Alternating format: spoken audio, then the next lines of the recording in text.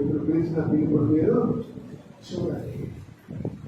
ఈ అపోస్తలుడైన పౌలు గారు దేవుని పిలుపులో ఉన్న గొప్ప ప్రాధాన్యతను ఆయన గ్రహించి, ఏ పిలుపు అయితే, ఏ దర్శనం అయితే దేవుడు ఇచ్చాడో ఆ పిలుపు మేరకు, ఆ దర్శనం మేరకు మనం పనిచేస్తే దేవుడు మనకి ఇవ్వాల్సిన ప్రతి దీవెన కూడా మనకి ఖచ్చితంగా ఇస్తారు. సంఘ కాపురి పిలుపు అయితే కాపురి పిలుపును బట్టి పని చేయాలి.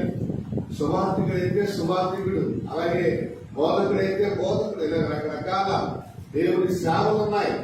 ఆ సేవ పిలుపును మొదటగా సేవకుడు, దైవజనుడు గ్రహించగలిగితే ఆ దేవుడు అన్ని అవసరాలు కూడా ఆ సేవకుని కుటుంబానికి తీరుస్తాడు.